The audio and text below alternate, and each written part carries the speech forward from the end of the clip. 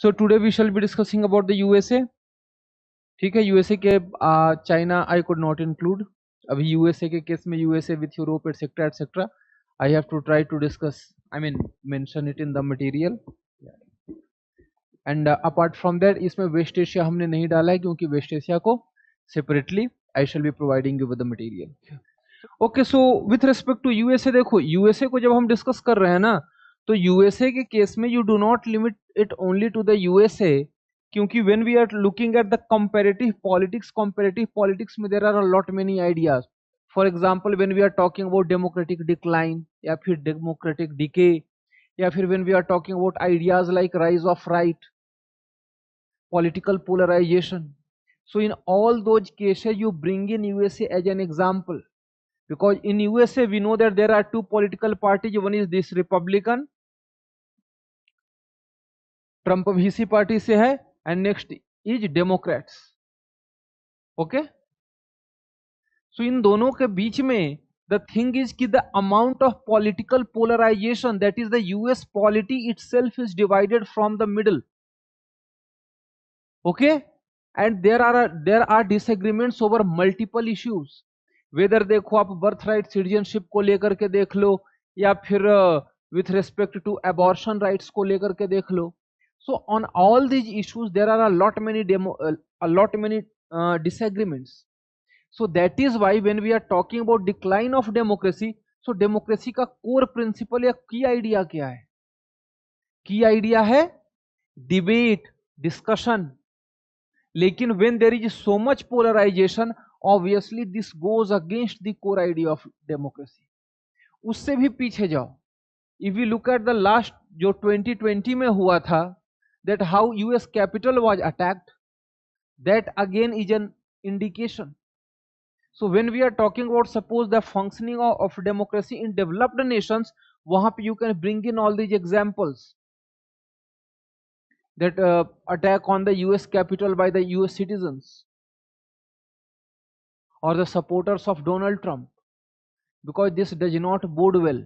या फिर the division of politics, the political division within the USA, and it is not just about USA. आप अगर देख लो France में देख लो. So when you are looking in France, France में okay ठीक है, देयर इज इमैनुअल मैक्रोन, लेकिन साथ में मरीन ला पेन का नाम याद रख लेना, क्योंकि she is the one, she has gone more and more famous, and she is a core pure right winger. So though she is not the president, but she is among the most popular faces within France. You will simply write rise of Marine Le pen.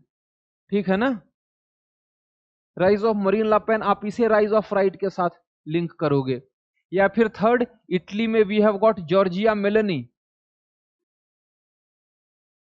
Okay, या फिर अभी जो Argentina का जो president है, क्या नाम है अर्जेंटीना के प्रेसिडेंट का? देखो मेरे दिमाग से निकल गया, सर्च कर लेना अर्जेंटीना के प्रेसिडेंट को. Javier Milei. Okay, so all these faces that you are looking at, all of them represent the rise of right or right wing politics. At the same time, आप simultaneously क्या देखते हो? When you are looking in Britain, Britain में हम क्या देख रहे हैं? जो अभी labour party is in power. ठीक है, उनका तो पीएम हर समय कुछ न कुछ दिन बाद बदलते रहता है, but it is not the conservative, rather it is the Labour Party who is in power. उसके बाद हंगरी में what we are seeing, Viktor Orban जो था, he lost the election. या फिर when we are looking at in Brazil, यहां पे Jair Bolsonaro, he lost, and लूला डा सिल्वा, he won. So ये जो सारे जो एग्जाम्पल्स है ना, ये सब एग्जाम्पल आपका आ जाता है लेफ्ट विंग पॉलिटिक्स का. Okay, so basically what we see from here is that actually politics even in developed nations it has got divided. इसीलिए आई थिंक टेस्ट नंबर 5 में क्वेश्चन था that one thing is rise of right and second thing is decline of centrist parties. So when you are looking at the decline of centrist parties, उसके पीछे के जो factors हैं वो आप बहुत सिंपली डिस्कस करोगे, वो मैं अभी बता दे रहा हूं. बट अपार्ट फ्रॉम दैट आप इससे क्या प्रूफ कर सकते हो? You can simply explain that how politics has got polarised. Either there is rise of right wing, और राइज ऑफ राइट विंग में सबसे बड़ा example is Donald Trump. Then it is Giorgia Meloni. उसमें India का नाम मत लिखना, India का नाम उसमें मत लिखना. हालांकि कहीं कहीं लिख सकते हो, लेकिन बहुत ही प्रोमिनेंटली मत ही लाना. Okay, and these are the examples of left wing. Okay, next comes की राइट विंग अचानक से इतना ज्यादा राइज क्यों हुआ, या फिर वाई पॉलिटिक्स गॉट डिवाइडेड. तो इसके पीछे जो कोर है ना, somewhere it lies in society, it lies in politics, it lies in economics. So when we look at it from economic front, so economy में हम क्या देख रहे हैं, that in the west there is either economic stagnation, right? या फिर अगर आप जर्मनी को देखो ना, जर्मनी की असल में इकोनॉमी कॉन्ट्रैक्ट कर रही है. तो economic stagnation is there, then there is lack of jobs. So अब इसमें याद करो कि हमने क्या देख रखा था. While in fascism you must have read about Ernst Nolte. उन्होंने क्या बोल रखा था कि जब भी सोसाइटी में क्राइसिस सिचुएशन आता है, obviously there is rise of right wing, because that right wing provides you with the guarantee of leadership, bringing stability and tackling those challenges. Okay, फिर when we look at the social level, हमने क्या देखा है? there is xenophobia, then there is migration crisis. Okay, so plus when you are looking at the political level पर हम क्या देख रहे हैं? that there is inability to connect to the real issues and tackle them. So ये सब के कारण असल में क्या हुआ कि when you are looking at centrist parties, they were looking at the politics in a traditional sense. So जो public थी, they were dissatisfied, they were not in agreement that these parties can provide any sort of solution to us. और उसी का नतीजा हुआ rise of right wing, that it will provide solution, because when you are looking at right wing particularly इन सारी चीजों में ना, उनका स्टांस एग्जैक्टली वही है, व्हाट द पब्लिक वांट्स. और इसमें क्या है? Migration crisis, xenophobia. Apart from this, another factor that you have got is this fear of loss of white Christian identity.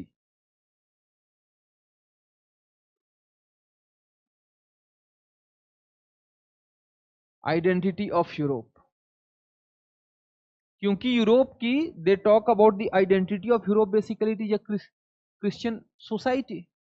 सो जब इधर से माइग्रेंट्स गए, particularly from the MENA region, Middle East and North Africa, one, racially they are black, religion wise mostly they are Islamic, so that has become a big problem. और जो traditional और centrist political parties थी, they were unable to take a strong position against this. और अब इसे economy के साथ अगर आप मिक्स कर दो, तो एक तो already there is economic stagnation and lack of jobs, and simultaneously आप क्या देख रहे हो कि यहां से आपके यहां रिफ्यूजी और ज्यादा एंटर कर रहे हैं. Obviously that crisis will become far more severe. Okay, यहां पे अगर आपको डालना है तो you can bring in Joseph Stiglitz.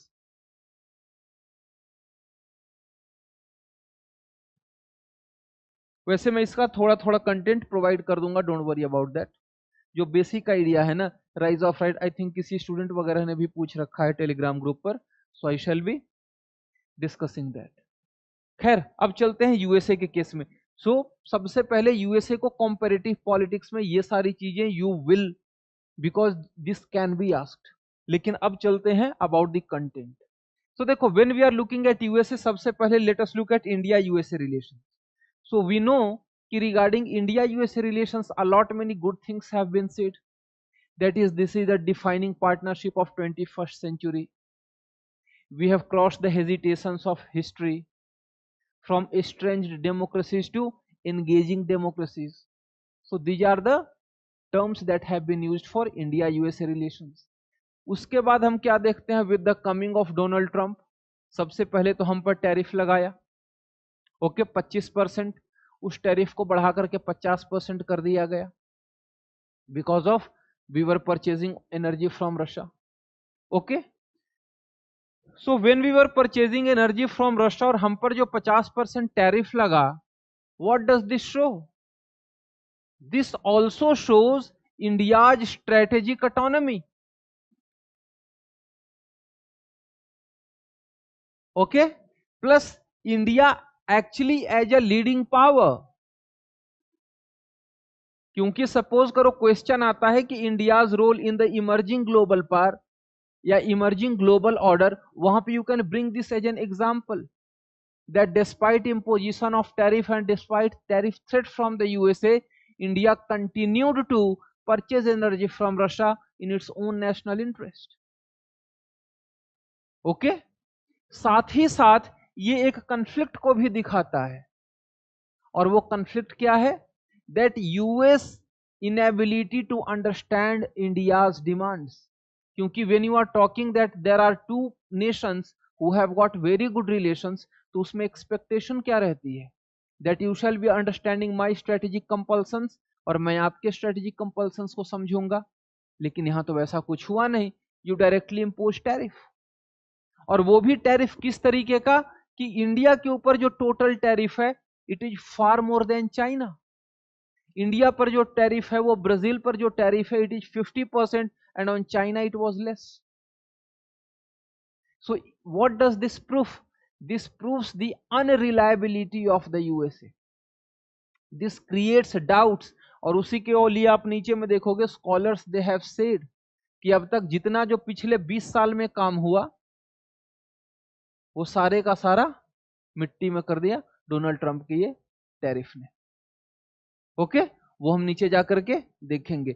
सो इस तरीके से खैर वो हो गया। Then when you are talking about economy, reality is that we are negotiating. एक रफ आइडिया तो हो गया था, बट साइमल्टेनियसली क्या है कि उसके fine prints are still being discussed, और अल्टीमेट टारगेट क्या है? अल्टीमेट टारगेट है that India has agreed to purchase $500 billion worth of US energy from in next 5 years। ठीक है, ये अब सुप्रीम कोर्ट का आया, सुप्रीम कोर्ट ने बोला कि ये सब इलीगल है, तो 10% हो गया, 10% से ज्यादा 15% हो गया। These are just pieces of information. आपके आंसर राइटिंग में इसका कोई जरूरत नहीं पड़ेगा, आपके आंसर राइटिंग में ब्रॉडली इसका भी कोई जरूरत नहीं पड़ेगा। आपके आंसर राइटिंग में क्या जरूरत पड़ेगा? One important piece will be that the tariff has been reduced from 50 to 18%, and next is that $500 billion worth of energy। ठीक है, ये दो पीस ऑफ इंफॉर्मेशन इंपॉर्टेंट है। सबसे पहले you will give example of 50% की कैसे इट वाज इंक्रीज्ड, और उसके बाद फिर यू विल टॉक अबाउट की it after negotiations it has been reduced. Both sides are negotiating, वो हो रखा है। यहां देखो, क्योंकि देखो when we are looking at the writing answers, हमें पॉजिटिव भी यूज करना है, हमें नेगेटिव भी यूज करना है। So in case of positives, you know defence sector is there, you know economic sector is there because US is one of our biggest trade partner। second चीज हो गई। third is in the field of defense when we are talking about all those foundational agreements। अभी जो Peter हेग्सेथ है उसने यहाँ पे Shangrila dialogue में बोल रखा है that USA will go for joint production or developing javelin missiles with India, वो नीचे में लिखा हुआ है. So those are examples of cooperation. उसी cooperation में एक important वाला यहाँ क्या आ गया, India is part of Pax Silica and simultaneously India and USA have signed bilateral critical mineral framework. ये जो दोनों examples हैं with respect to USA भी आपका काम आ जाएगा, with respect to new technology वहां भी आप ये वाले पॉइंट डालोगे, emerging technology, how India is trying to play its role. और थर्ड है कि सपोज GS3 का कोई एक क्वेश्चन है with respect to new and emerging technology, ये कंटेंट आप वहां भी यूज कर देना. ओके, नेक्स्ट मैं इसी की बात कर रहा था, जो हेग्सेथ पीट हेग्सेथ जो डिफेंस सेक्रेटरी है, during Raisina Dialogue he also talked about co-production of javelin anti-tank guided munitions with India. So these are examples of cooperation. ठीक है, चैलेंज क्या क्या है? इनफैक्ट अभी तो चैलेंज बहुत ज्यादा है. पीट हेग्सेथ ने और भी कुछ कुछ बातें बोल रखी हैं विच आर पॉजिटिव्स, वो सब नीचे लिखा हुआ है. चैलेंजेस क्या क्या है? जो USTR ने बोल रखा है 12.5%, राइट, उस पर एक अलग से नेगोशिएशन चल रहा है. Next, in the US Congress there is a bill in order to impose 100% tariff on India and there are 4 other nations. किस लिए? For purchasing Russian energy. That is another problem. Then we are also at the WTO. हमारे बीच में ये लड़ाई झगड़ा चल रहा है. And then in the field of defense, F404 engine जो है उसमें अननेसेसरी डिले, जिसने हमारे पूरे तेजस प्रोग्राम को डिले कर दिया. With respect to Russia Ukraine war, आपको पता है that we have not taken a clear cut anti-Russia position and simultaneously we have continued to purchase Russian energy which has been criticized by Russia, which has been criticized by the USA as funding the Russian war machine. Okay, तो ये सारे examples आपके पड़ जाएंगे negative side में criticism के लिए. अगली दिक्कत क्या है? With respect to BRICS, USA ने बार बार बोल रखा है $1 कि ब्रिक्स में अगर इंडिया रहेगा, लेकिन ब्रिक्स वाला पॉइंट को हटा ही देना, क्योंकि आजकल ट्रंप उतना ज्यादा बोल नहीं रहा है, ठीक है ना. बट हाँ, यूएसए एंगेजिंग विथ पाकिस्तान, ये हमने कल भी देखा था.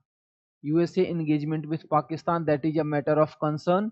USA's position on Operation Sindoor, it took a pro-Pak position, and recent strengthening of US-Pakistan relations that create challenges for us, and simultaneously US inability to hold Pakistan accountable for terrorism. ये पुराना point है जो अभी भी चलेगा. ठीक है, ये वाला हो गया ट्रंप. अरे यार यूएस पे, यार ये फैक्चुअल एरर हो गया. Trump lunch with US president नहीं यार, ये था कौन सा था, पाकिस्तान जनरल मुनीर, वो सही कर लेना, ठीक है ना. Okay, appreciation of Pakistan role, मैंने ये आपको कल भी दिखाया था. वो जो जनरल कुरीला था, that Pakistan has been a fantastic counter terrorism partner.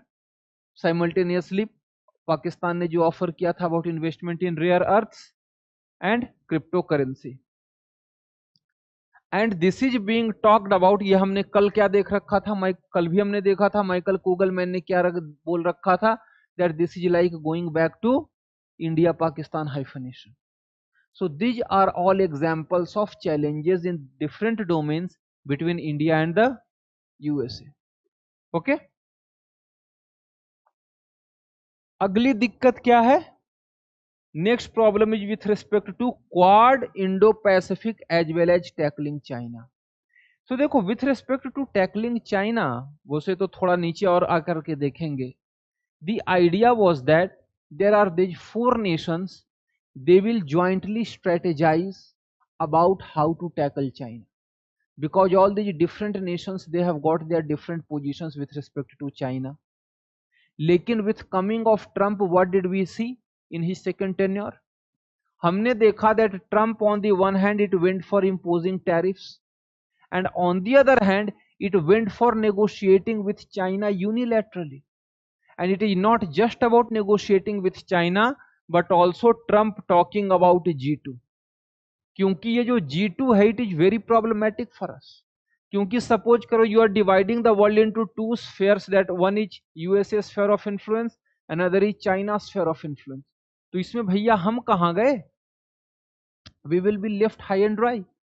So ये हमारी अगली प्रॉब्लम है with respect to the USA with his conception of G2. G2 का मतलब, और ये जो G2 वाला कंसेप्ट है ना, G2 का कंसेप्ट आप ला सकते हो किस एक चीज में? चेंजिंग वर्ल्ड ऑर्डर में भी ला सकते हो. कैसे?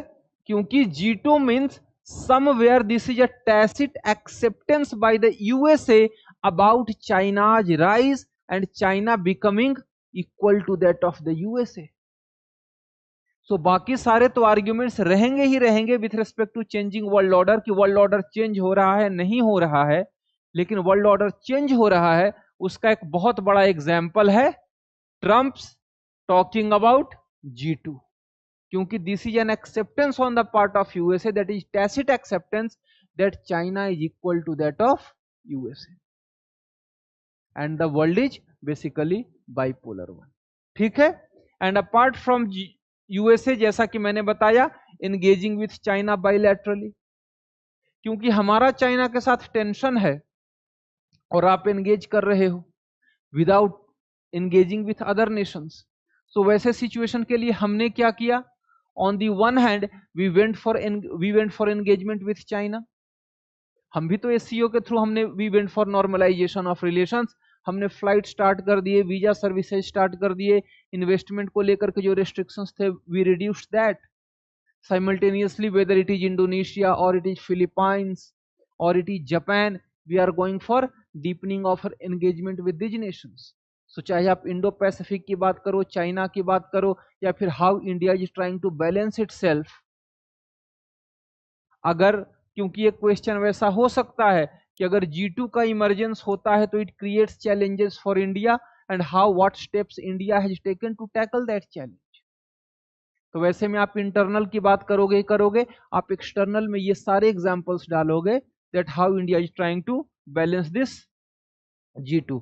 एक और चेंज जो यूएसए के अंदर आया है कि पहले उसका जो कमांड था ना, सबसे पहले दैट कमांड इस एरिया में जो देखता था, जो नेवल कमांड है, उसका नाम था Pacific Command. Okay. With emergence and acceptance of Indo Pacific as this new framework, उन्होंने उसका नाम बदल करके इंडो पैसिफिक कमांड कर दिया था. But once again USA has gone back इसी साल to rename it as Pacific Command. So it means somewhere you are it creates doubt about your commitment to the Indo-Pacific. लेकिन वहां पे एक positive क्या है? वैसे यूएसए ने एक्सप्लेनेशन क्या दिया? यूएसए ने बोला कि देखो पैसिफिक कमांड एक पुराना कमांड था, it has such a rich legacy, so in order to respect that legacy we are changing back the nomenclature. However its area of operation it is remaining the same. Area of operation कहां से कहां तक है? जो कि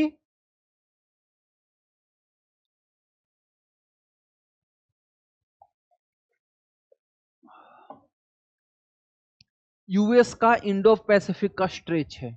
US का Indo Pacific का stretch याद रखना, from the western coast of India to the western coast of USA.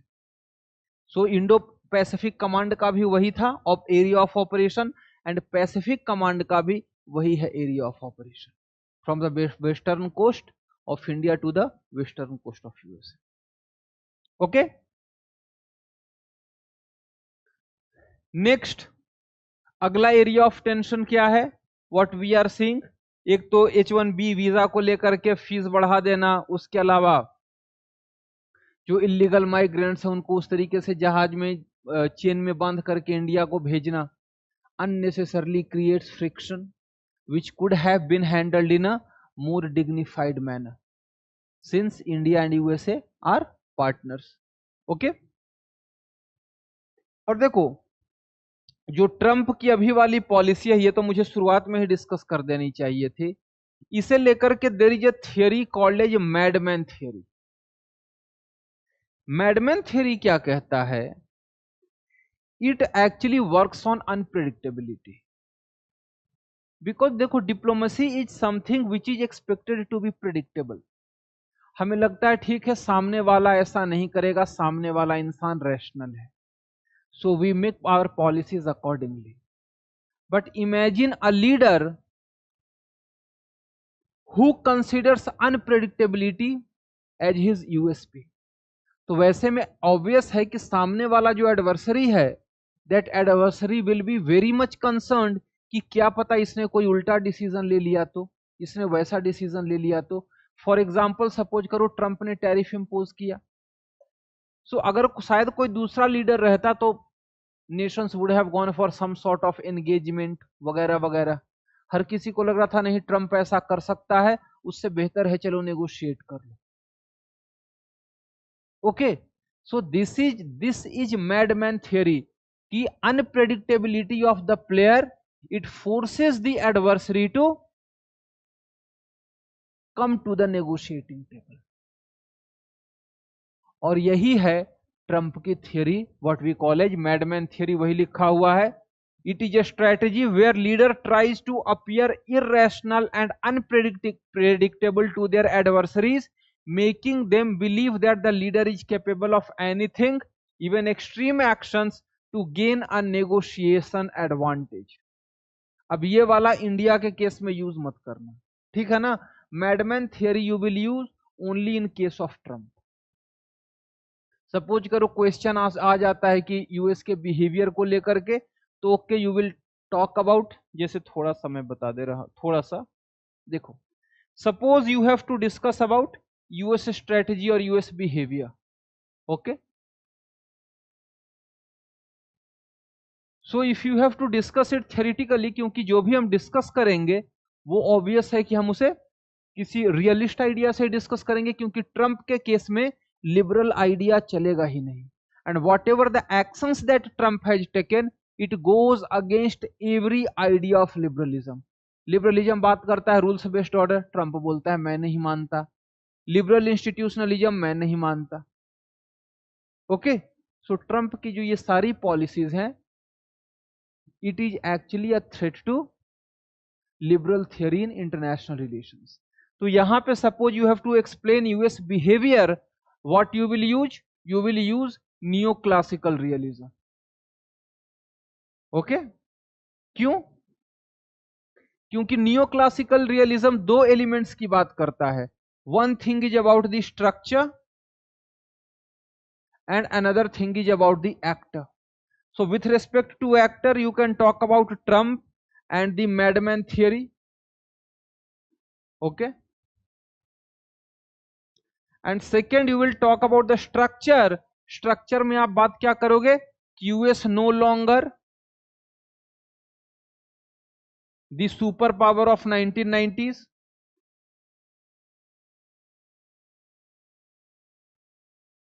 Then simultaneously there is China's rise. Also there is rise of middle powers. Okay, so because of all these factors, and there is also an actor level analysis, that is the president US administration. So USA is trying to gain an advantage, and that is why in order to maintain its primacy, क्योंकि USA को क्या लग रहा है, और जब आप new Washington consensus में सुनोगे, जेक सुलिवन ने जो दे रखा था 2 साल पहले, तो यही बात बोला था that because of this globalisation और neo liberal globalisation, USA has lost its manufacturing capability, everything has shifted to China, so we have to gain that back. So USA is trying to regain the advantage that it enjoyed in 1980s, 90s, 2000s. So that is why USA is behaving in this manner. And it is not just the USA, you can also talk about the Europe. Europe में क्या करना? Actor level analysis को आप हटा देना, क्योंकि when we are looking at the leadership in Europe, they are not irrational.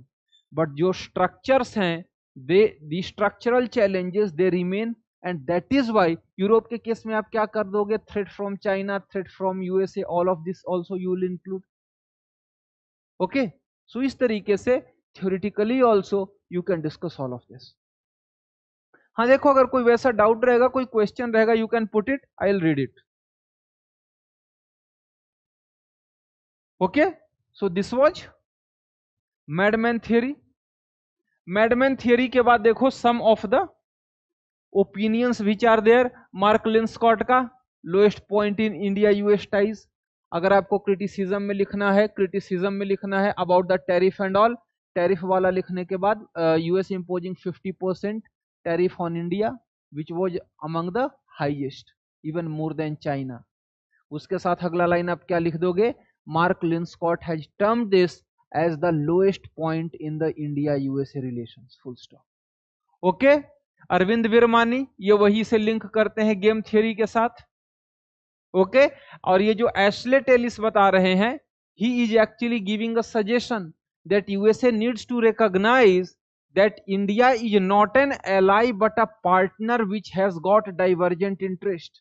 So अगर आपको सजेशन पर आना है कि what are the suggestions, what should be done, what can be done, so वहां पे एशले टेलिस का suggestion that India is not an ally rather a partner and India has got divergent interest, so that is why needs to be dealt accordingly rather than expecting what USA expects of an ally. Okay, Tanvi Madan का क्या है, तो तन्वी मदान ने actually explain किया, she is not suggesting anything, she is actually explaining that why this friction is emerging. So what does she say, she says that the trust building is an ongoing process and friction is inevitable in a relationship between two assertive democracies. So देखो, सबसे पहला वाला आप इसे cancel कर सकते हो यहां से यहां तक, बस आप, बिकॉज देखो ये सजेशन है that what should be done और what USA needs to do, but this one is explanation that ये जो डाइवर्जेंसेस हैं उसके नीचे आप लिख दोगे कि Tanvi Madan has held that frictions are inevitable in a relationship between two assertive democracies. Okay, Shri Raja Mohan ने क्या बोल रखा है, ये भी सजेशन दे रहे हैं। सजेशन क्या है, दैट बोथ साइड्स, इसमें इतना पीछे वाला ये माइनस कर दो, सिर्फ इतना लिख देना, he suggest that both sides need to manage expectations and avoid moral grandstanding. ये इनका सजेशन है। एशले टेलिस का सजेशन लिख लिया, सिराजा मोहन का सजेशन लिख लिया। Okay, Kanti Vajpayee he is far more negative, तो कांति वाजपेयी क्या कहते हैं, that the special relationship with the USA is over and going forward India and USA agenda will be far more modest and transactional. Okay, तो ये सब कहां पे आ गया, ये सब क्रिटिसिज्म के साथ साथ you can edit the view of expert. ठीक है, देन सौमित्र चैटर्जी का ये सजेशन है, इसे माइनस कर दो, ठीक है ना। और ये पर्टिकुलरली मैंने Navroop Singh, he is actually an author, very acclaimed one, शायद आपने इनका नाम नहीं सुना होगा। सो नवरूप सिंह, इनका स्टेटमेंट किस चीज के लिए आया है, ये क्वाड वाला तो याद कर ही लेना। जैसे कि सी राजा मोहन ने नैम को बोल रखा था that NAM is in coma, it has stopped being a foreign policy priority for India. What does Navroop Singh say, that Quad is as good as dead. Okay, ठीक है, लेकिन उसके पलट के देखो, अब तक जो हमने सारे क्रिटिसिज्म्स देखे, अब पॉजिटिव्स पर देख लो। And this was statement of Pete Hegseth, ऊपर में हमने देख रखा था जेवलिन एंटी टैंक म्यूनिशन, उसके साथ ही साथ Pete Hegseth has said all of this in his Shangri-La dialogue where he says that India is a critical anchor in Washington's Indo Pacific strategy. Okay, इतना that India is a critical anchor in USA Indo Pacific strategy, और उसके आगे that how India's industrial capacity can help in you help the US military. तो आगे वाला चलो suppose करो नहीं भी लिखोगे, बट पीछे वाला, that Pete Hegseth at the Shangri-La dialogue has held that India is a critical anchor in Washington's Indo Pacific strategy. ये पॉजिटिव हो गया। एंड देन उसके बाद ये जो सेकंड वाला लाइन है ना, ये वाला लाइन डाल देना, that a powerful India acting in its own self interest advances our को काट देना, advances the shared goal of maintaining a balance of power across the region। देखो असल में आपको इसका आइडिया बता रहा हूं। देखो यूएसए के केस में प्रॉब्लम क्या है, यूएसए के केस में वी नो कि यूएसए का जो फिजिकल डेफिसिट है वो बहुत ज्यादा बढ़ रहा है, and USA actually spends a lot on defence. तो पहले जो वेस्ट एशिया में उसका कमिटमेंट था, पहले तो उससे फंड्स आ रहे थे बिकॉज ऑफ एनर्जी, लेकिन अब तो यूएस खुद भी एनर्जी का अमंग द बिगेस्ट प्रोड्यूसर हो रखा है। Simultaneously USA also wants to invest in its military, क्योंकि चाइना का जो रैपिड मिलिट्री बिल्डिंग है it is unparalleled in human history. तो यूएसए को चाइना से भी compete करना है, प्लस यूएसए को डोमेस्टिकली इन्वेस्ट भी करना है अपनी मैन्युफैक्चरिंग कैपेसिटी को बिल्ड करने के लिए। चिप्स एक्ट वगैरह आपने पहले ही पढ़ रखा होगा। What are the initiatives that USA has taken to strengthen itself its manufacturing capacity as well as the military. तो वैसे में क्या है, यूएसए चाहता है कि मेरा जो डिफेंस के ऊपर जो एक्सपेंडिचर है वो कम होना चाहिए, और यूएसए को लगता है पर्टिकुलरली दिस ट्रम्प एडमिनिस्ट्रेशन के जो बाकी सारे देश है ना, they are basically free loaders. सबसे ज्यादा यूरोप पर लगता है, कनाडा पर लगता है, ईस्ट एशिया में लगता है, सब के सब पर लगता है। सो दैट इज वाई सबसे पहले he was talking about that you should spend 2% of your GDP in defence. अभी वो यूरोप को बोल रहा है कितना, that you spend 3.5% of your GDP in defence. So that अगर यूरोप इन खर्च करना स्टार्ट कर देता है तो यूएसए को कम खर्च करना पड़ेगा, and USA can invest more in its domestic area. Similarly USA is also asking Japan to invest, Philippines, बाकी सारे पार्टनर्स को इन्वेस्ट करते हुए देख रहा है। So that is where India also fits, क्योंकि यूएसए को लग रहा है that if India is investing in its own capacity,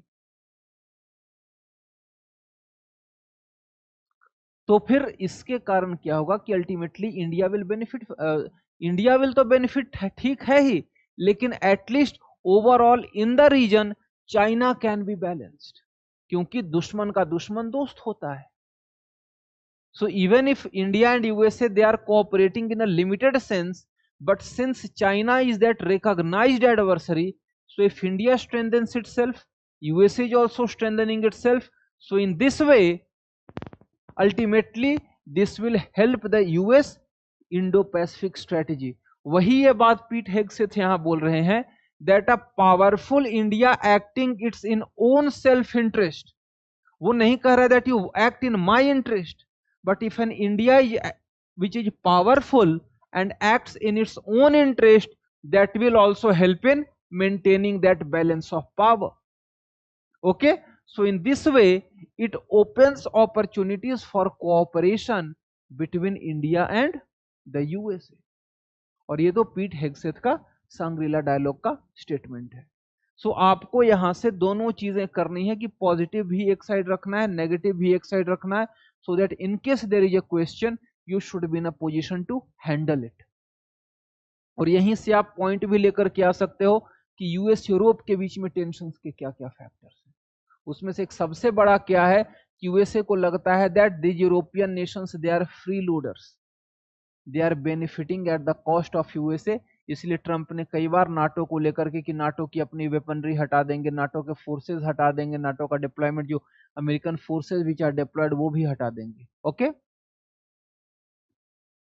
next US secretary of state Marco Rubio, he has also affirmed that India US partnership is the cornerstone of USA's Indo-Pacific strategy।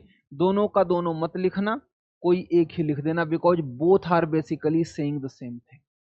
वो भी वो बात कर रहा था ऊपर में, Indo Pacific strategy को इंडिया एज द कॉर्नरस्टोन। और यहाँ पे या फिर अगर आपको लिखना है तो आप ऐसे लिख देना that both defence secretary and secretary of state have asserted that India is the cornerstone of US policy in the Indo-Pacific and USA relies of India as a vital strategic economic and defense partner to maintain stability and counter geopolitical pressure that is growing in Asia। तो आप इसे इस तरीके से आप दोनों को एक साथ लेकर के भी लिख सकते हो, because both are basically saying the same thing. ठीक है, तो देखो नेगेटिव के स्टेटमेंट्स आपको ऊपर में मिल ही गए हैं।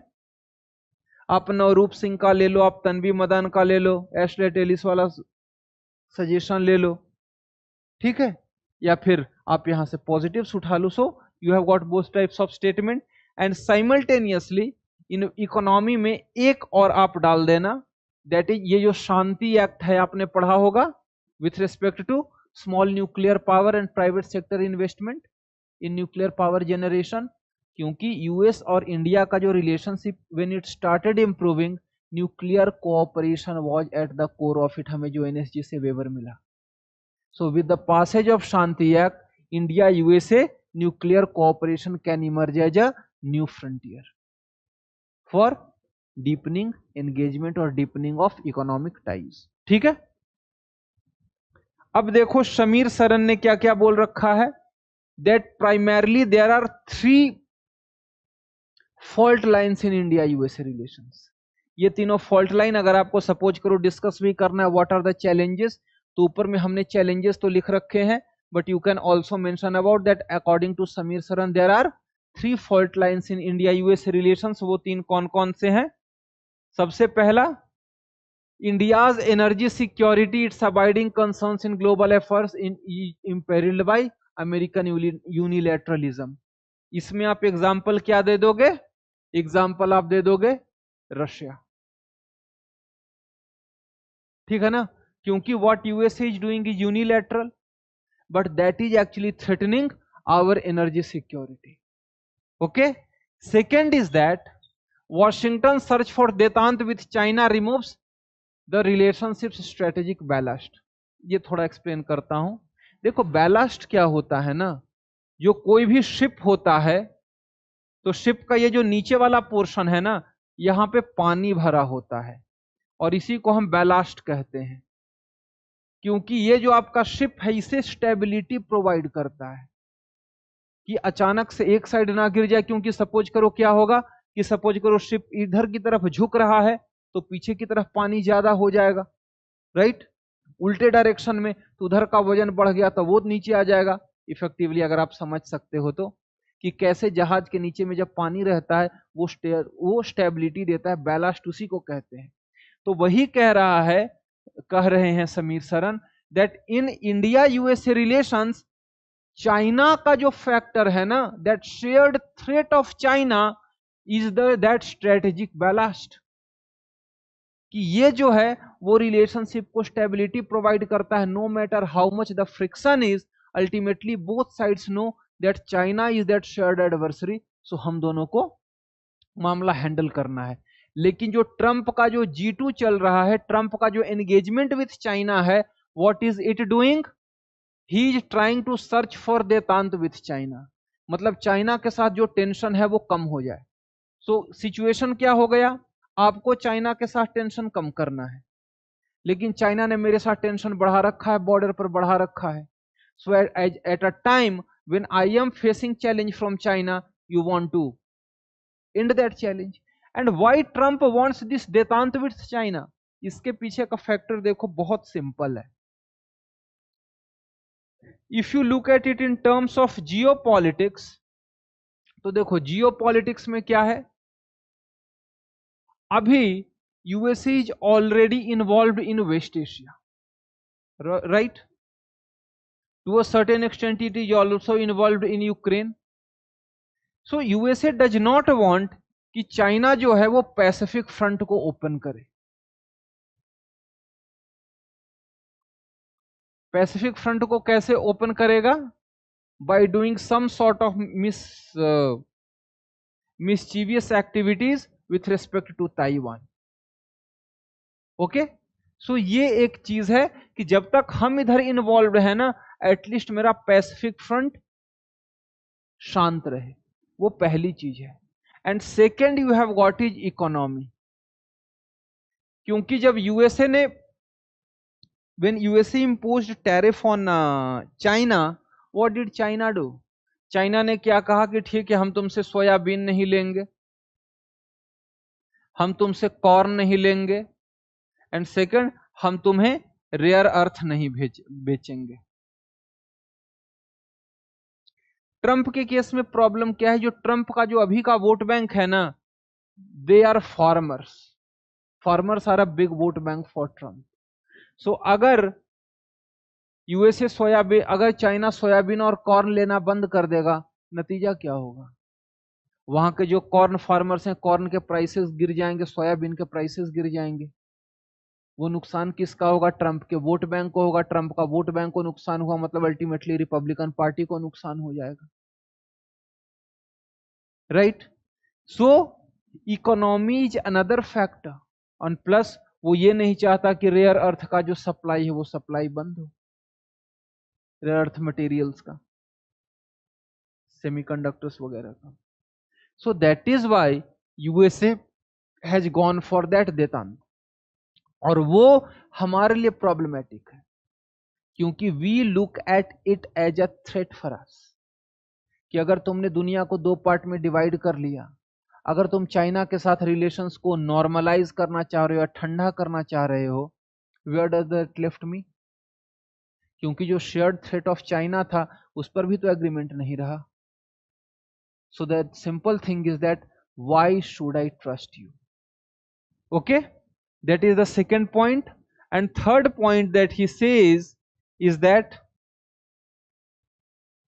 India's reforged sense of self and its refusal, okay, its refusal to play the compliant partner to a whimsical Washington. एक ऐसा ट्रंप जो अपनी मर्जी पर सब कुछ कर रहा है, इंडिया वो करने को तैयार नहीं है. यू सेड की लड़ाई हमने बंद करवाया, इंडिया सेड नहीं. वो कहता है तेल लेना बंद कर दो, इंडिया सेज नहीं. वो कहता है कि ठीक है मेरी मर्जी का ट्रेड करो, India go for a trade deal what I like. India said that no, I am not falling head over hills for to get a trade deal with you. I have to protect my national interest. So that is why according to Samir Saran, these are three factors that have resulted in current set of tensions. ठीक है ना? लेकिन इसी के साथ साथ ये तो नेगेटिव हो गया, इसी के साथ साथ if you look at positives, so there are so many institutional convergences. आपके पास जो चीजें पड़ी हुई हैं वो भी आप लिख दोगे. So basically it is about that balance. What does Samir Saran say? That we and USA are two different civilizations and Trump has only stripped away the diplomatic veneer. मतलब कि जो इंडिया और यूएसए के बीच में जो टेंशंस है ना, they are fundamental because USA civilisational values, USA world view differs from that of us. So आप जो अभी टेंशन देख रहे हो ये टेंशन हमेशा से था, लेकिन वो जो पॉलिशिंग बस डिप्लोमेसी वाली रहती है ना कि गलत गंदी गंदी बातें नहीं बोलने को, बस ट्रंप ने क्या हो किया है, वो जो विनियर उसके ऊपर लगा हुआ था कोटिंग विनियर की, उसे हटा दिया है.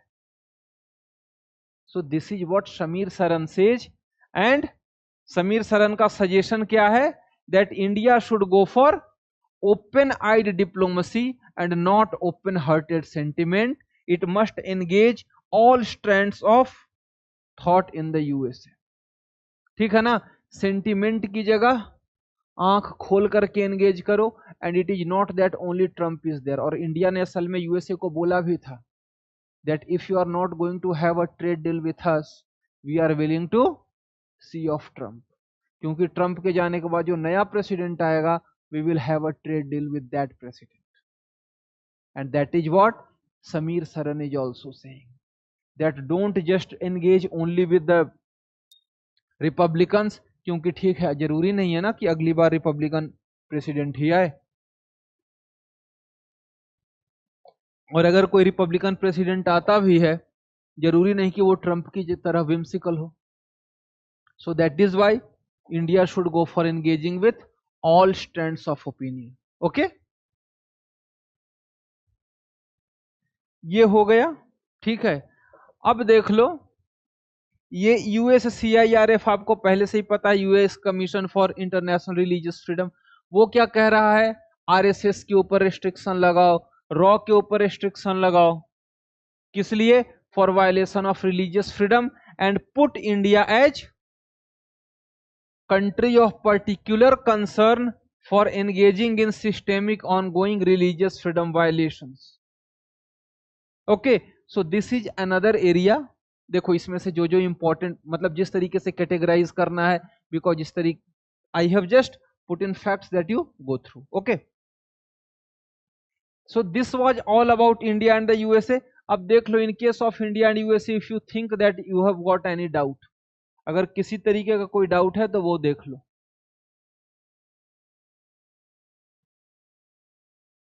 ठीक है किसी तरह का डाउट इंडिया यूएसए में?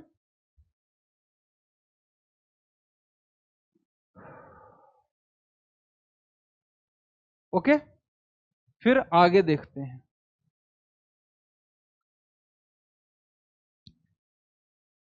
Now when we are looking at Trump and globalisation, तो देखो ट्रंप का जो आइडिया है, this goes against globalisation and USA itself has moved from Washington consensus based on the idea of neoliberalism to the new Washington consensus, where even the economic policy is being guided by strategic concerns.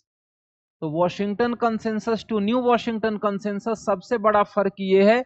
And the way we are looking at globalisation, so जो Washington consensus था, it weakened the state and it gives more strength to the market.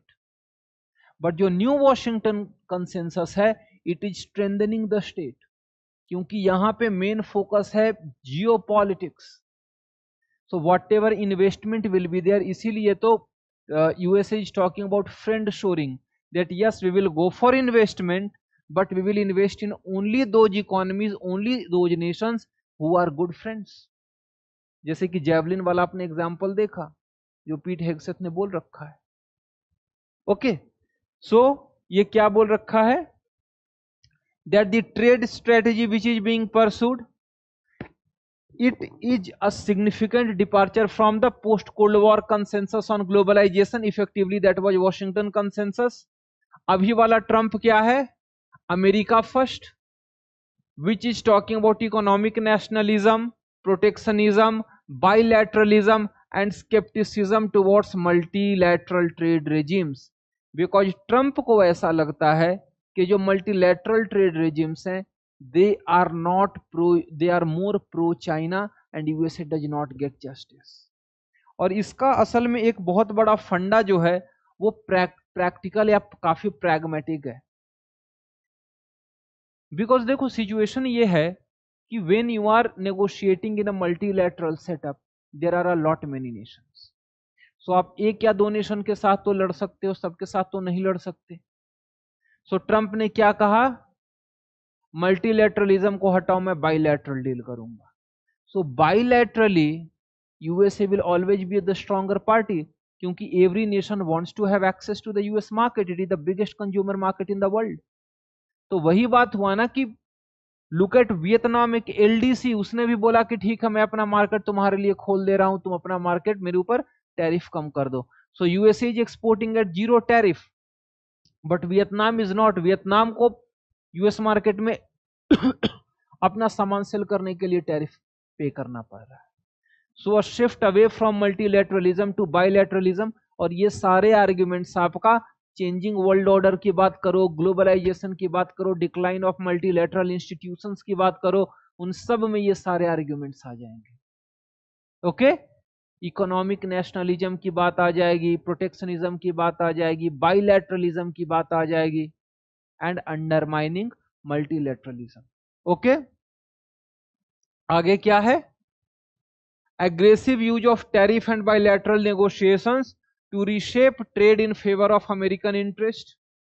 Okay, and this skepticism towards global institutions, इसीलिए he is negotiating bilaterally, जो अभी मैंने आपको just बताया, ठीक है ना। और अल्टीमेटली उसका फोकस क्या है, ये सारे देश जो हैं, USA gets a zero tariff access to the market, क्योंकि यूएसए को क्या लग रहा है कि ultimately China is stealing a march, मुझे क्या करना पड़ेगा, खुद को इकोनॉमिकली स्ट्रांग बनाने के लिए मुझे जीरो टैरिफ एक्सेस चाहिए। So if I get zero tariff access in different markets, अलग अलग जो कंपनीज हैं they will come and they will invest in the USA, because USA में से अगर वो सामान एक्सपोर्ट करते हैं so they will have a zero tariff access. Okay, और ये बाइडेन एडमिनिस्ट्रेशन का जो आइडिया था न्यू वॉशिंगटन कंसेंसस, वो एक ऑलमोस्ट सिमिलर था, एग्जैक्टली यही तो नहीं था, but it was also talking about protected globalisation, that is a globalisation which has been tempered with strategic concerns. New Washington Consensus categorized by increased government involvement in strategic industries, semiconductor, green technology, etc., away from purely free market principles and a greater emphasis on national economic security and strategic autonomy. ये जो देख रहे हो ना, that away from economic idea to now it is an strategic idea, जो आपको अभी just बोला, that it is tempered with strategic concerns. Okay, what are the key features? Protectionist tariff, bilateralism, skepticism of WTO. दो चीजें हैं, fair versus free trade.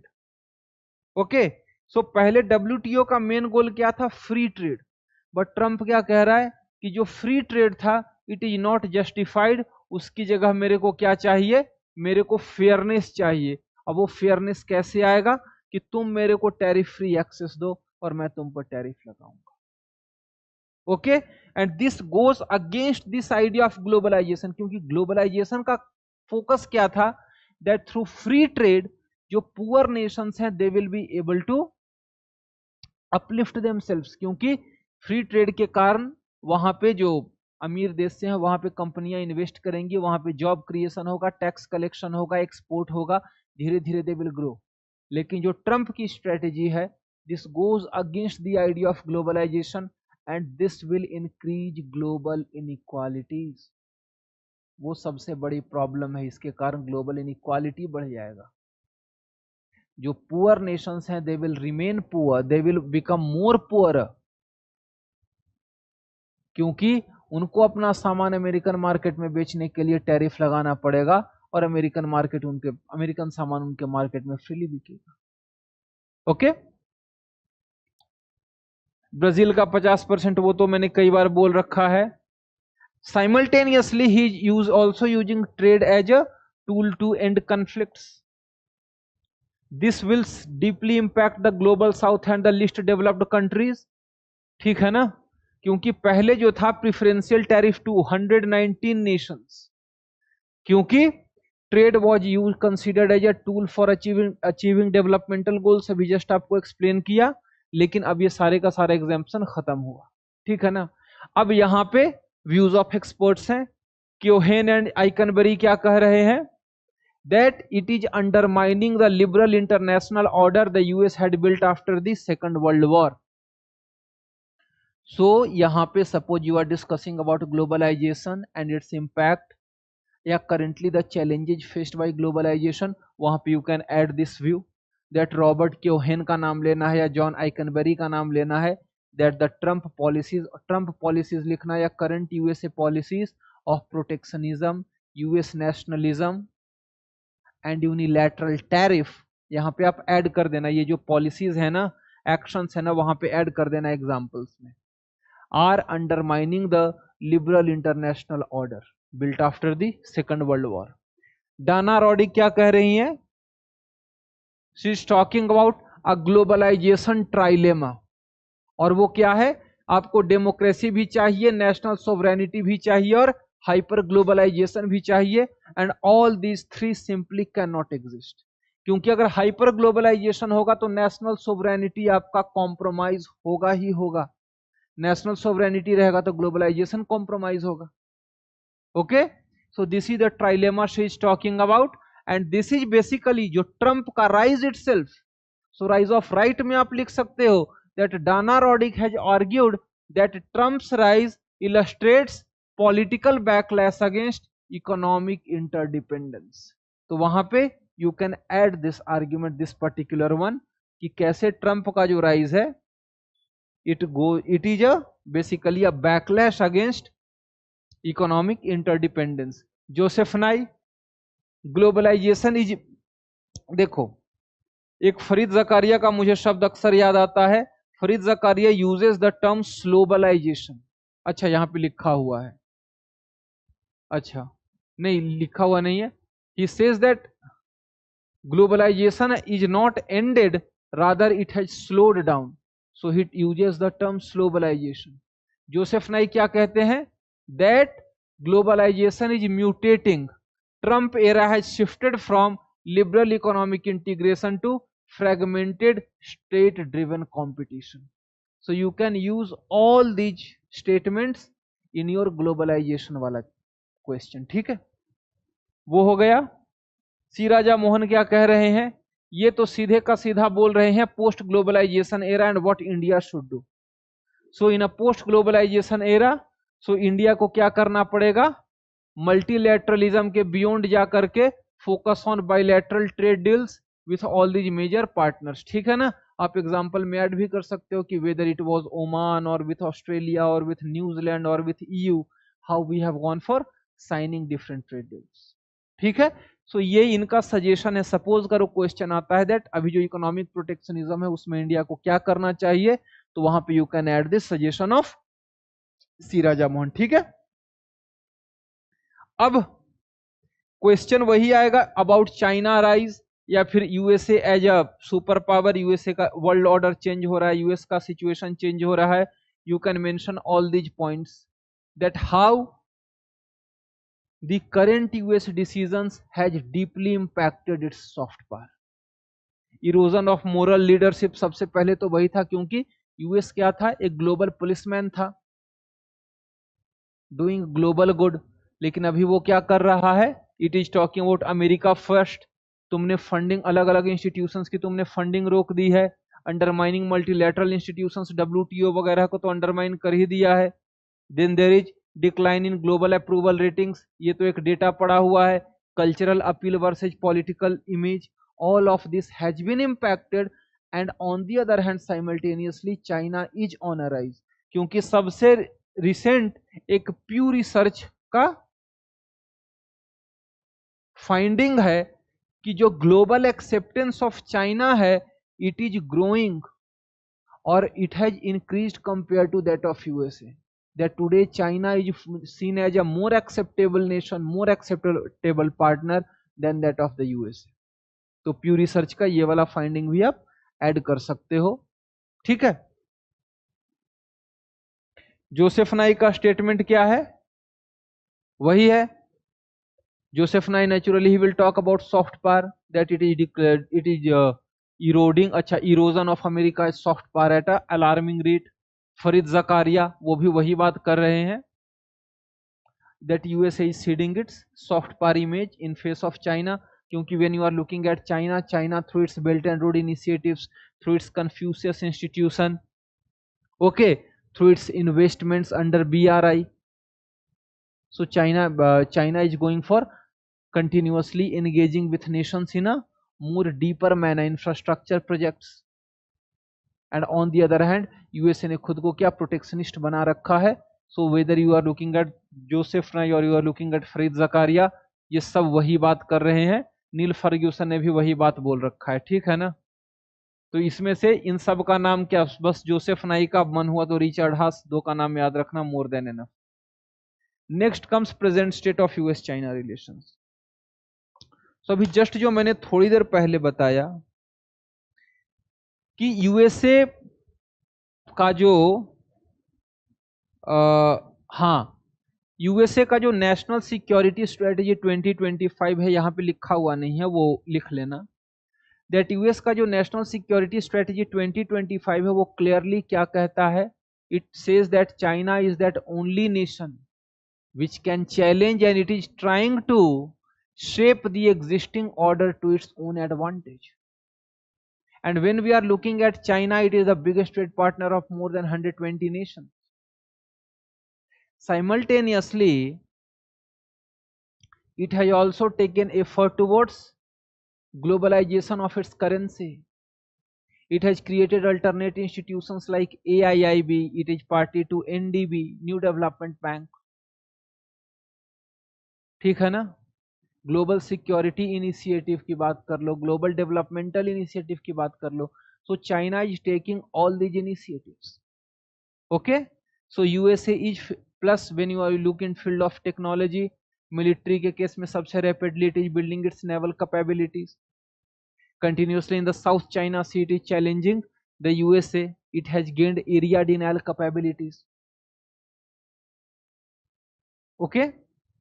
On the other hand, when we look at the USA is slowly losing its allies. आप चाहे NATO के case में देख लो, US criticism of its European allies की बात कर लो, US going for protectionism, US ceding its space और its position in the multilateral या फिर ग्लोबल इंस्टीट्यूशंस.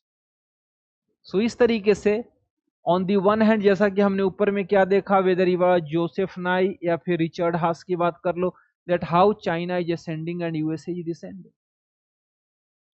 अभी का क्या है, and what Trump is trying, Trump he is looking at geopolitics through the lens of economics, और वो सब कुछ को इकोनॉमी के थ्रू ही हैंडल करना चाह रहे हैं. So with respect to China also he want to have access to the Chinese market. Okay, so that is why and he has gone for negotiating with China.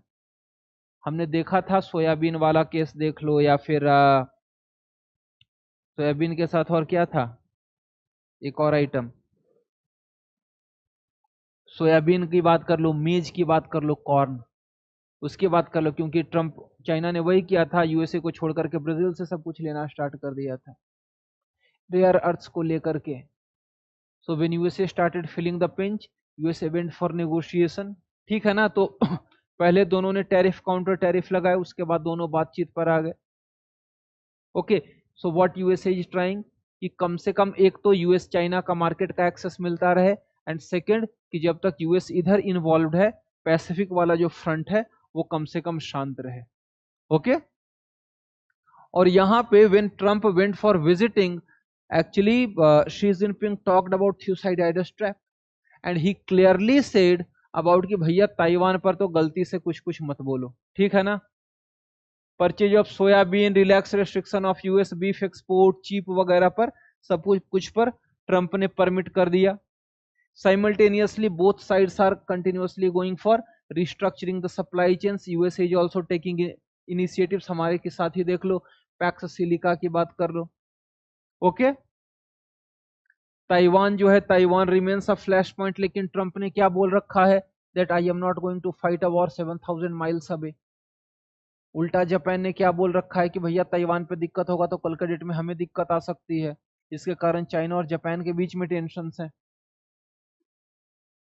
और यही reason है कि Trump quad को की बात कर लो, एक तो है कि वो चाइना के साथ यूनिलैटरली डील करना, बेसिकली बाइलैटरली डील करना चाह रहे हैं between US and China. Simultaneously what he is trying, इसीलिए वो क्वाड को थोड़ा कम इंपॉर्टेंस दे रहे हैं, इंडो पैसिफिक को कम इंपॉर्टेंस दे रहे हैं, because he does not want to rile up China. But whether this approach towards Indo-Pacific and Quad, whether it is tactical or it's strategic, that is a far bigger problem, far bigger concern for us. और यही बात Xi Jinping ने Trump के China visit के time पर बोल रखा था, that disagreement over Taiwan could send relation down a dangerous path and even can lead to conflict. And what did he suggest? He suggests a constructive relationship of strategic stability. Basically जो term use करना है, that is constructive strategic stability for remaining years of Trump and even beyond. So basically China भी, देखो China भी वही try कर रहा है कि किसी तरीके का बैलेंस रहे, because if you look at China, the reality is China का एक्सपोर्ट्स तो इस बार बढ़ा है, इस साल का अगर आप चाइना का देखोगे तो चाइना का overall exports have increased but its GDP has not, GDP has rather declined, क्योंकि China is trying to boost domestic consumption जो बढ़ नहीं पा रहा है। तो वैसे में naturally China will have to be dependent on the external markets and US is the biggest market. So China also wants to have access to the US market. USA wants to have access to the Chinese market. China wants to have access to US chips. और USA को चाहिए rare earth. So दोनों इस तरीके से, and that is why Samir Saran was talking about that Detant, and this Detant create problem for us. Might create problems for us. ठीक है ना? पीट हेग्सेथ ने क्या बोल रखा है? That with respect to Indo-Pacific, that no state including China can impose its hegemony in the region. वही बात लिखी हुई है. If you look at Amitav Acharya ये world order के केस में you can mention his statement that the era of US hegemony is ending and it is a multiplex world order. Amitav Acharya का अगर आप याद रखो तो what he has said, he is talking about multiplicity, कि पहले जैसा नहीं है. Now there will be multiple power centers and there is complexity in the engagement, क्योंकि कहीं पे conflict भी रहेगा, कहीं पे cooperation भी रहेगा. So multiplicity and complexity, that is multiplex order where there will be multiple centers of power and diversified leadership across the region. तो ये सारे arguments आप कहाँ पे use करोगे? When you are talking about changing world order. Okay? And then Odd Arne Westad ने क्या बोल रखा है? That the world is transitioning from a unipolar to a primarily to a new like that of, effectively he is talking about multipolarity, लेकिन ये multipolarity की बात नहीं, he is talking about balance of power. क्योंकि अगर आप देखो ये वही 19th century concert of nations की बात हो रही है. Because देखो when we look at it, effectively the world is shifting towards a sphere of influence. US क्या कह रहा है? That America's हमारा area, you do not come here, and that is why he went for Venezuela. अभी Cuba की बात कर रहा है. Similarly, Russia is also indicating ठीक है eastern Europe, central Asia, that is my sphere of influence. China भी कह रहा है that when you are looking at this South China Sea and my neighborhood, that is my sphere of influence. So the world is basically, it is shifting away from unipolarity to that of a balance, multipolar order, जहां की balance of power that of the 1815 to 1914, that is effectively 19th century वाला. ठीक है ना? तो ये वही लिख रखे हैं that it is 19th century concert of nations. Okay? And with respect to, suppose the question is with respect to emergence of a Cold War, so he directly rejects that there is no idea of Cold War, rather it is an idea वही है जो World War II के पहले वाला, World War II या World War I उसके पहले वाला था, that effectively it is a situation of balance of power. Okay, that this order that you are looking at, this is pre-1914 period जो अभी just मैंने आपको बताया, that effectively the world is moving away from this unipolarity to a multipolarity where it is the balance of power that will dominate. Different nations, they will have different respective spheres of influence. Okay? अब देखो Graham T Allison, इनकी book है Destined for War, can US and China escape this Thucydides trap? What does he say? कि दो ही चीजें हो सकती हैं, या तो चाइना पीछे हटा ले या फिर यूएसए नंबर 2 बनने को तैयार हो जाए. दो ही सिचुएशन है जिसमें कि कंफ्लिक्ट नहीं होगा. अदरवाइज छोटा से छोटा issue, it can be a trade conflict, it can be a cyber attack, it can be some sort of attack accident in the sea that can result in an all out war. Okay, so Graham T. Allison, it is his prediction, ठीक है ना, Thucydides trap तो इन्हीं का दिया हुआ है, that there is a far bigger possibility, क्योंकि रियलिटी क्या है, दैट नो स्टेटस को, और इन्होंने तो बता भी रखा है ना कि ग्राहम टी एलिसन इन्होंने क्या स्टडी किया था, that out of 16 times when there was a transition 12 times it resulted in conflict, and it is again talking about the same conflict. So when you are talking about it, world order changing में, तो एक तो है कि नहीं change हो रहा है, USA is that sole super power, वो ठीक है। Second is that China is emerging at that super power, उसमें ग्राहम टी एलिसन का आ जाएगा, क्योंकि ये बता रखे हैं कि दोनों में से एक सिचुएशन है। एंड थर्ड इज, इससे पहले जो हमने ओड आरने का देख रखा था दैट, या फिर अमिताभाचार्य का देख रखा था, that is complex world order या फिर multipolarity, okay, that of the 19th century, ठीक है। एंड एम्बेसडर अशोक कांथा, ये वही वाली बात है G2 को लेकर के कि हमारे लिए मनूवरिंग स्पेस बहुत कम हो जाएगा, ठीक है ना। और अगर बीजिंग को ऐसा लगता है कि हम बीजिंग के नजदीक जा रहे हैं क्योंकि हमारा यूएसए के साथ रिलेशन खराब हो रहा है, तो भैया उससे मामला हैंडल नहीं होने वाला है, ओके। देखो, with respect to US and Europe, the problem is that the relations between US and Europe are not that good. We have got all those examples. सबसे पहले तो क्या है, ग्रीनलैंड को लेकर के है, विथ रिस्पेक्ट टू नाटो का डिप्लॉयमेंट को लेकर क्या है, कनाडा को 51st स्टेट को बना करके लेना है, या फिर criticising the Europe and its value system. वो म्यूनिक सिक्योरिटी कॉन्फ्रेंस में when JD Vance had gone, इन्होंने तो भर भर करके यूरोप को सुनाया था ना। And he had also said कि अगर जरूरत पड़ी we will come to the support of those parties which are effectively he will come in support of the right wing parties in Europe, क्योंकि वो वही बोल रहे हैं कि यूरोप का जो प्रॉब्लम है because of all this liberal policies, okay. And उसी लाइन पर पीट हेगसेथ ने क्या बोल रखा है कि सबको बचाना हमारा जिम्मेवारी नहीं है, and we want partners, we do not want protectorates, we want to build on responsibility and not on dependency. लेकिन एक रियलिटी ये भी है, वही जो 3.5% में बता रहा था, वही 3.5% यहां पे है। लेकिन प्रॉब्लम यहां पे क्या है कि अब एक एक करके देखो प्रॉब्लम क्या है। जोसेफ नाई इज सेइंग कि ट्रंप ने क्या किया है, ट्रंप ने basically Weeknd the liberal international order, ये तो हम ऑलरेडी देख रखे हैं। But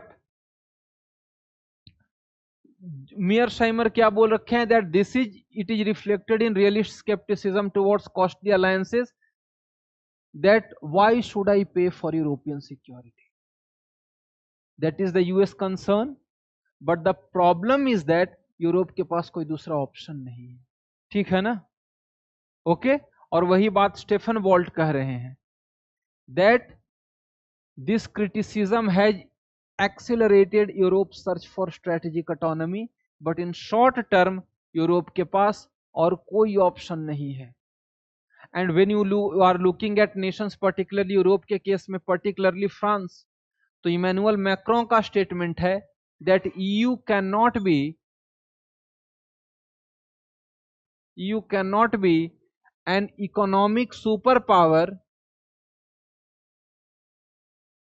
but a military midget। मतलब इकोनॉमी में आप सुपर पावर रहो और मिलिटरीली आप बौने रहो, ये नहीं चलेगा। So in France also there has been this opinion, whether you are looking at Mearsheimer or you are looking at Stefan Walt, all of them are talking about it from realist perspective, that USA wants that its European allies should take far greater responsibility, okay। Ian Bremmer क्या बोल रहे हैं, again he is talking about world war, किस तरीके का world order, that effectively it will be a G0 world. So we have got all the different terms, multiplex order की बात कर लो, ऑड आरने वाली बात कर लो, या यान ब्रेमर का G0 वर्ल्ड की बात कर लो, where there is no super power and the strategic uncertainty is becoming a defining feature of transatlantic relation. Transatlantic relation मतलब यूएस एंड यूरोप का रिलेशन को बोल रहा है, transatlantic relation. That strategic uncertainty is there with respect to relation between US and China. ठीक है, so accordingly देखो मैं ये सब आपको बता दे रहा हूं, यू यूज, याद देखो स्कॉलर यूज कर ले, एग्जैक्ट स्टेटमेंट नहीं, जो की टर्म्स है ना कुछ कुछ, जैसे Z0 याद कर लिया, स्ट्रेटेजिक अनसर्टेनिटी याद कर लिया, यहाँ पे यूरोप का सर्च फॉर स्ट्रेटेजिक ऑटोनॉमी है तो कॉमन सा शब्द है, and you use it in appropriate questions. But again I am saying that your arguments must not be replaced by these opinions। ये सिर्फ ओपिनियन है, पहले आप आर्ग्यूमेंट दोगे और आर्ग्यूमेंट को सप्लीमेंट करने के लिए आप ये ओपिनियन लिखोगे। सजेशन वाला ओपिनियन है, आप उसके साथ कंक्लूड कर लो। बट इफ यू थिंक कि मैंने आपको प्रोवाइड कर दिया तो आप हर जगह यही भरते जा रहे हो, वो गलती मत करना, उससे नंबर नहीं मिलेगा, उससे नंबर उल्टा कम हो जाएगा। So you will give an argument and you will supplement that argument with this opinion. Okay? अब देखो आ जाते हैं क्वाड को लेकर के। So देखो क्वाड की जो मीटिंग हुई थी अभी रिसेंट वाली, जो क्वाड वाली मीटिंग हुई थी, फॉरेन मिनिस्टर्स की मीटिंग हुई थी, it was in New Delhi. Okay, and then Quad वाले का एक तो था critical mineral initiative, Indo Pacific maritime surveillance and Indo-Pacific energy security. These three were their points. And Marco Rubio, what did he say? That he wants Quad to move beyond a dialogue platform and take more concrete action. Okay, so Quad को लेकर के ये चीजें आप लिखोगे। Quad अभी भी positive क्यों है? So when you look at all these initiatives, लेकिन क्रिटिसिज्म में क्या लिख दोगे कि चाइना को लेकर के कैसे डिफरेंस है। Okay, USA going to deal with China bilaterally. Okay, Indo-Pacific को लेकर के how its stance has changed, change in the command name of command from Indo-Pacific to Pacific Command.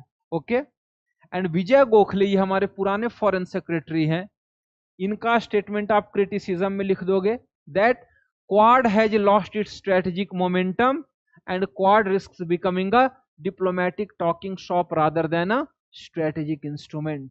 Why?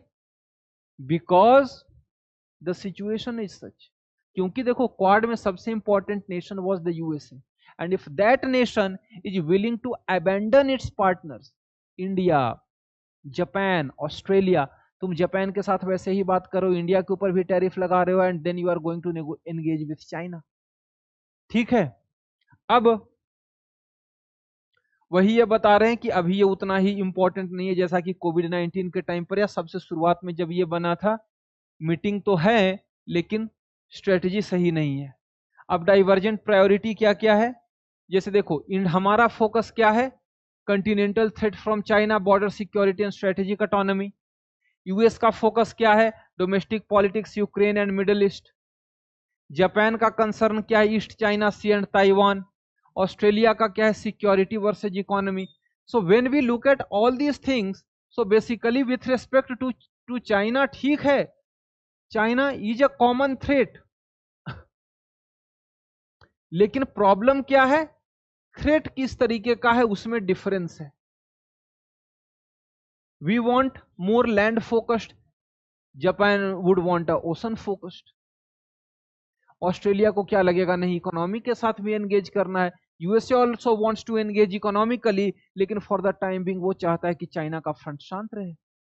So that is why this is the difference in position, and that is why Gokhale suggest that because of this differing priorities, इसके कारण situation क्या हो गया है, this has limited the Quad ability to evolve as a cohesive strategic alliance. ठीक है ना, यही बात मीरशाइमर भी बोल रखे हैं कि ज्योग्राफिकली इतना ज्यादा डाइवर्स या डिस्पर्स है कि Quad can not be an organisation like NATO. ठीक है ना, and engagement between India and USA it will be more bilateral than running through Quad. Mearsheimer ने भी ये बात बोल रखी। ओके, और अभी थिंक बात क्या है, ये सारंग सिंडोरे क्या कह रहे हैं that Philippines has replaced India and the new organization that is being talked about is Squad. ये कहीं पे इधर लिखा हुआ होगा, हाँ इस जगह पे देखो। क्यों? क्योंकि with respect to China we are not that much forthcoming in terms of criticism and simultaneously we are engaging with China through BRICS as well as SCO. So obviously USA will have skepticism, और उल्टा when you are looking in case of Philippines, USA has far deeper economic, far deeper military cooperation. USA ने अभी जा करके मतलब 2 साल पहले, 2 साल नहीं 1 साल पहले फिलीपाइंस का जो नेवल बेसिस है ना उसमें एक्सेस लेने का एग्रीमेंट फिर से रिन्यू किया है.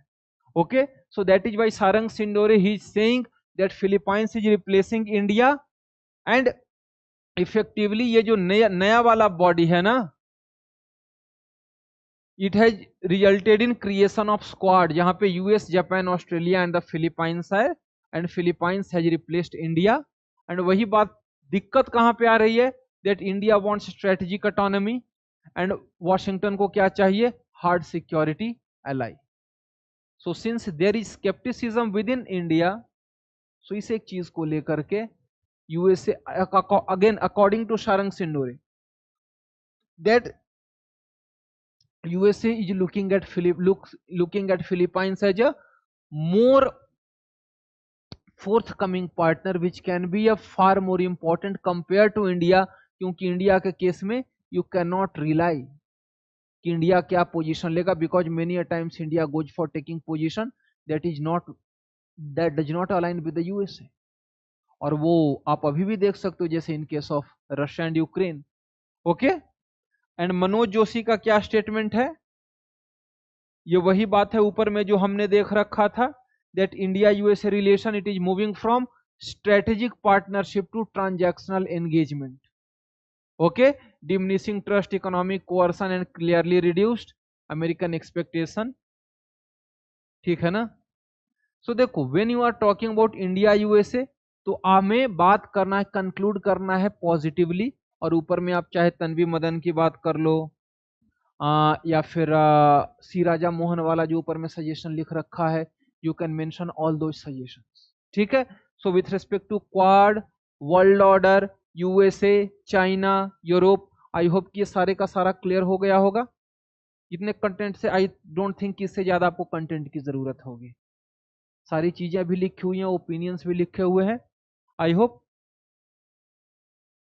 हो गया होगा. या इसके अलावा देखो एक चाइना के केस में, देखो चाइना के केस में बहुत ज्यादा रहेगा नहीं, रशिया के केस में भी बहुत ज्यादा रहेगा नहीं, एक ज्यादा थोड़ा बहुत रहेगा तो वेस्ट एशिया के केस में रहेगा.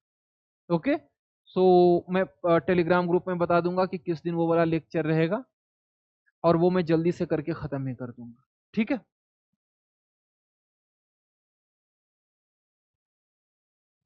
चलो ठीक है. ओके, आई होप ये काम आए. लेकिन अगेन मैं कह दे रहा हूं सब कुछ मत याद कर लेना, जितना बोला है सिर्फ उतना याद रखना, अपने लैंग्वेज में लिखना. And the more important thing is that opinions cannot replace the arguments. You bring in the arguments and to substantiate those arguments or to supplement those arguments you bring in these opinions. ठीक है. और ये जो content मैं दे रहा हूं this is not replacing your notes. आपके notes में जो चीजें हैं वो रहेंगी. जैसे इंडिया यूएसए का रिलेशन अगर है तो उसमें जो भी आपके पास है फाउंडेशनल एग्रीमेंट्स की बात करो या डिफरेंट एरियाज ऑफ कोऑपरेशन की बात करो, वो सारी चीजें रहेंगी. लेकिन उसके साथ साथ रिसेंट में क्या क्या हुआ है, वेदर पॉजिटिव और नेगेटिव, ये उसे सिर्फ सप्लीमेंट करने के लिए. Let me be very clear. ठीक है. ओके देन चलो.